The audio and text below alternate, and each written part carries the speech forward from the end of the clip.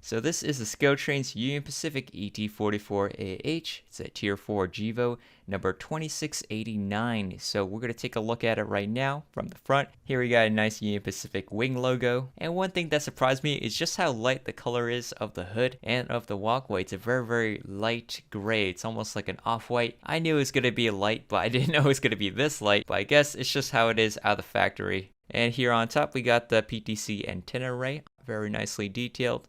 And now we're going to take a look at it from the side. Got a nice waving flag over there. So at the side of the fuel tank, there's a nice E-belt down there. There's also these compartment doors inside the cabinet, along with this lifting jack pad. And there's also these random dots in a line. I don't know what that's about. And they also do have C45 written on the side, because that's what Union Pacific designates these as. Alright, so let's move further down the locomotive. We got the nice American flag waving in the wind. Very nicely detailed and pretty crisp. There's all these tiny little details like this diagonal grab iron, which I never really knew existed. And if we keep on moving down, there's also these towing chains down below. They are in separate pieces so that they can rotate in curves. And there's also this really tall and skinny window here, which I never realized that Tier 4 GEVOs had. So let me know in the comments what exactly it is. And here in the back, we got some nice see-through vents and a brake wheel. And now we're going to swing our way to the back and look at the other side. Now, one thing I think they might have messed up here is painting the grab iron yellow, because it should be white, at least on the box and the prototype. It's also white, so they forgot it there. And now we're going to take a look here on the other side. So ScaleTrains, they put a lot of detail in this as always. ET44s, they are asymmetrical, so they are different per side. And for those who are wondering what it looks like on the bottom, here you go. As for the roof, they got a nice horn right there and an angled exhaust, which is an actual hole you can put things inside. And now I'm going to bring in my other ScaleTrains Tier 4 GEVO, the CSX. Now, even though they're both ET44AHs, they do have differences between them besides the paint scheme. Here in the front, you can see the railings. They are wider on CSX, narrower on Union Pacific. Also, CSX has a door window. See the PTC antenna, they are different as well. They have different styles. And here in the back, the CSX, they have a square exhaust compartment, so it is pretty much like a flat roof, while the Union Pacific one has an angled ridge to it, which is a newer design. I've also noticed the hand railing chains on the ends are different, so it is deeper on Union Pacific and shallower on CSX. And now let's talk about the Union Pacific yellow. So here I have it with my Athearn SD70M.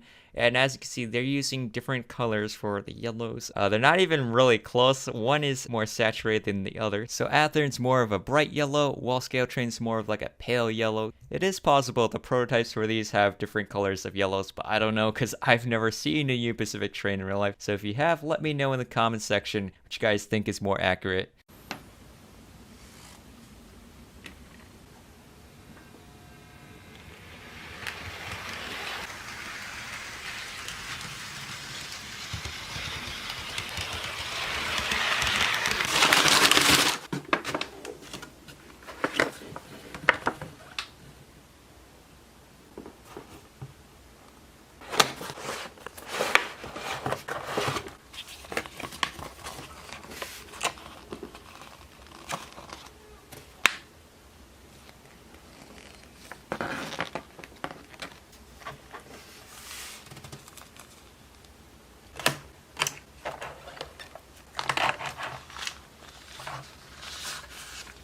So this is a Conrail Coal Gondola car. It's painted in oxide red, and according to the box, it's still in use today by Norfolk Southern after Conrail's breakup.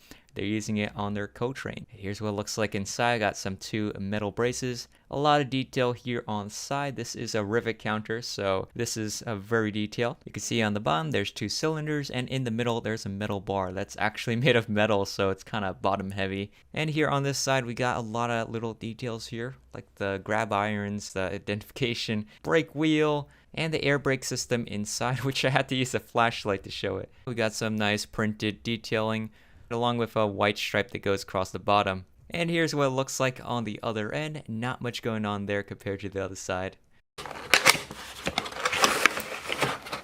I didn't want to get one all by itself, so I also picked it up in gray, which was the other color scheme they were offering. So here's what it looks like. The printing for these are a bit different from the red one, so you can see those two white boxes, they don't align. And here on the end, you can see the red one, it has those dashed lines on top. And the CR is next to the numbers versus on top.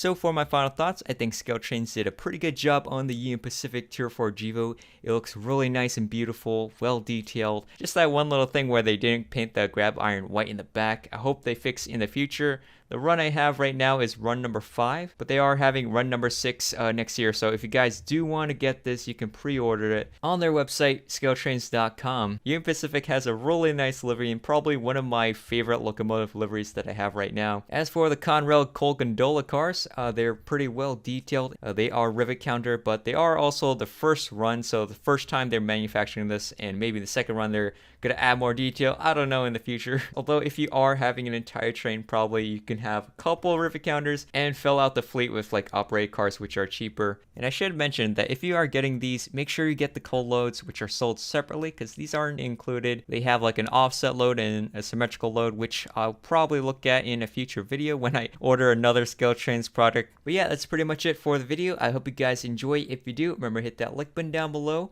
subscribe if you hadn't already, and I will see you guys in the next one.